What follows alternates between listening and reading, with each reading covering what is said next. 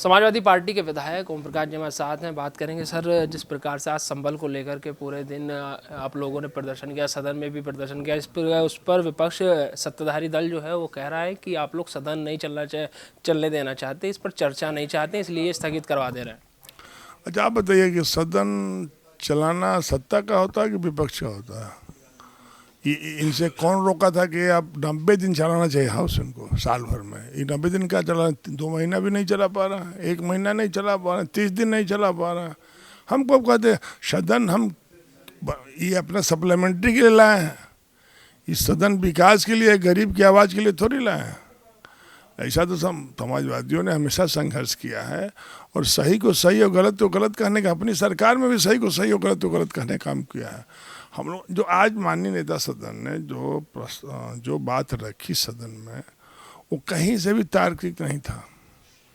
बात हो रही है कि मस्जिद में 2006 के बाद शुरू हो गया, तो मस्जिद का ताला कौन बंद किया था पता कर लो। बोले कि नहीं, मस्जिद का ताला उसी के लोग बंद किए थे। मस्जिद का पूजा इनका काम था, इस 7 साल से तो पूजा काहे नहीं करवा रहे हैं?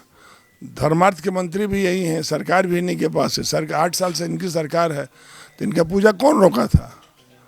ये तो चुनाव लोकसभा का हारने के बाद इनके पास कोई कार्यक्रम तो है नहीं, कोई बड़ा काम किए नहीं, कोई रोजगार देने, पेपर कभी लीक हो जा रहा है, नौकरी दे नहीं पा रहे हैं, विकास हो नहीं पा रहा है, सीट इतनी बड़ी संख्या में निकाल दे रहे हैं, पुलिस की भर्ती क्लियर नहीं कर पा रहे हैं, दरोगा की भर्ती क्लियर नहीं हो पा रही, बंद दरोगा की भर्ती क्लियर नहीं हो पा रही, शिक्षक का 18,000 नियुक्ति फंसी हुई है।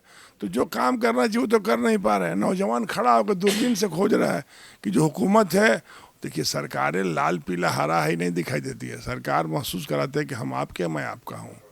ये कहीं महसूस नहीं करा रहे हैं, इसलिए नौजवान कहीं ना कहीं खुंदक खाए बैठा है और खोज रहा है तलवार लेकर।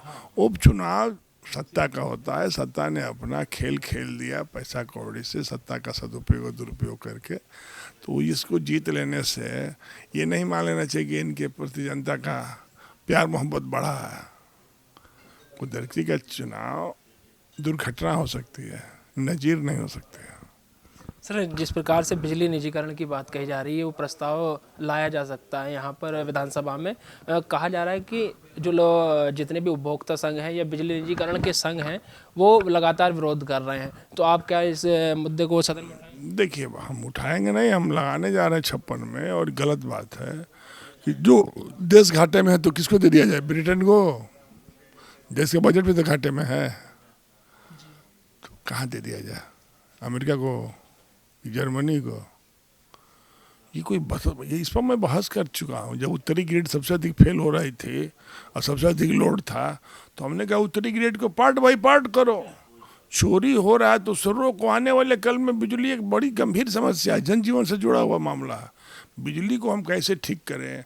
अभी कितना पहले का समझौता हुआ है यूरेनियम थ्योरेनियम का, एटॉमिक का, वो चालू करें। अभी देश में 21 है, इसको और चालू करें और बढ़ाएं, इसका ग्रिड बढ़ाएं। आने वाले कल में आप करें, ट्रैक्टर का चार्जिंग होगा, ट्रक का चार्जिंग होगा, बस का होगा, गाड़ी का होगा, मोटरसाइकिल का होगा। आज आपके पास पावर है ही नहीं है, तो ये प्राइवेट, ये तो बेचने जा रहे हैं, अदानी को देने जा रहे हैं। इन लोगों का पर्पज है कि अदानी को इतना पैसा वाला बना दो कि खाली हम लोग को चुनाव में पैसा देता रहे, हम लोग जीतते रहे। ये देश बनाने के लिए थोड़ी आए हैं, चुनाव जीतने के लिए सरकार बना रहे हैं। इसलिए जो बातें आज बोले वो कहीं से तार्किक नहीं था, कोई मतलब नहीं था, उसका कोई मतलब निकल भी नहीं रहा था।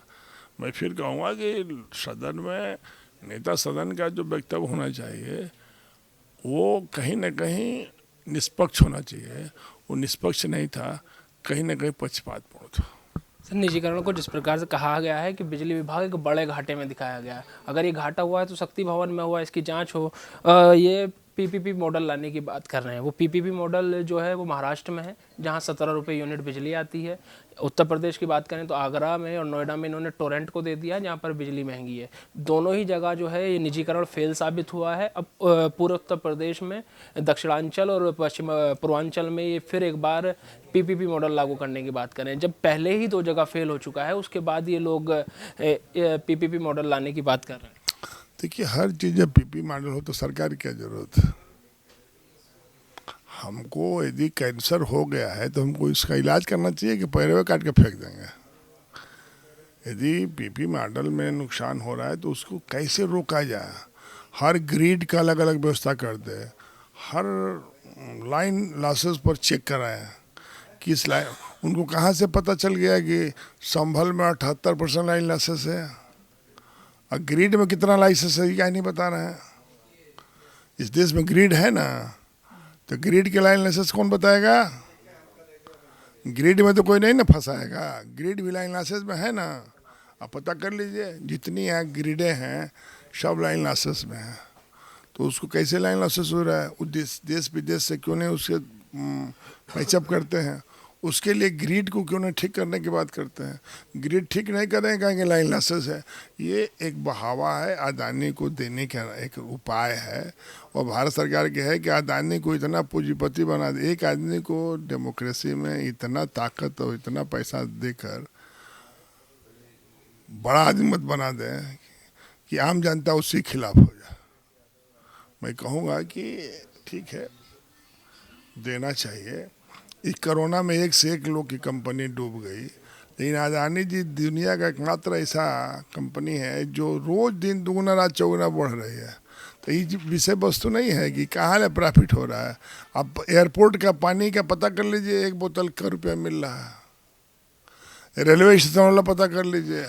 तो जो अदानी को प्लेटफार्म बेच देंगे, स्टेशन बेच देंगे, एयरपोर्ट बेच देंगे, और कह रहे हवाई चप्पल और हवाई जहाज पर चढ़ेगा, कहाँ से चढ़ लेगा यार? स्लोगन देना, जुमला देना अलग बात। अच्छा दिन आने वाला है, हम आज भी दूरबीन लगा खोज रहे हैं अच्छा दिन का। हम चश्मा लगा के खोजते हैं कि अच्छा दिन कहाँ है भाई, नहीं मिलता अच्छा दिन। तो अच्छा दिन कहने से नहीं ना होगा जी। डीजल कम हो गया, पेट्रोल कम हो गया, कड़ुआ तेल कम हो गया, चावल दाल का दाम। अच्छा आप पता कर लीजिए, चावल और गेहूं का, मैदा का, मीठा का, खोवा का, दूध का, इसका रेट बढ़ा है कि नहीं बढ़ा? तो महंगाई 100-200 गुना नहीं, 400-500 गुना बढ़ी है। तो ये जो लोग बोल रहा है वो कहीं ना कहीं छलावा है। और मीडिया, देखिए डेमोक्रेसी में 4 सिस्टम काम करते हैं: विधायिका, कार्यपालिका, न्यायपालिका और पत्रकारिता। और चारों में होड़ लगा है कि कौन सबसे अधिक गिरेगा। तो जब चारों होड़ में लगा दिया कि गिरना ही तय है, तो भाई जब सूरदास के ऑपरेशन करने तो फूटना तय है, और बच जाए तो मोदी जी की मेहरबानी है।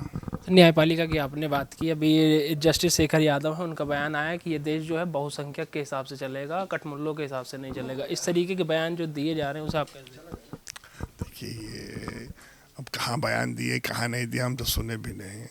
लोगों ने कहा, और इस तरह के बयान एक जस्टिस को नहीं करना चाहिए, चाहे कोई हो, हम हो या कोई हो।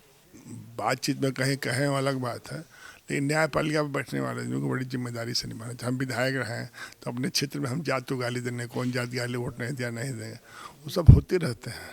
लेकिन क्षेत्र भी है ना, परिवार भी है, अपना भी है, समाज भी है।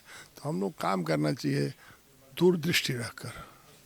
भाई 3 लाख वोट पड़ेगा, उसमें 1.5 लाख 2 लाख हम एक तरफ रहेगा कि बार नहीं देगा, तो हम जितना वोट नहीं दिया उसका सर कलम थोड़ी कर देगा।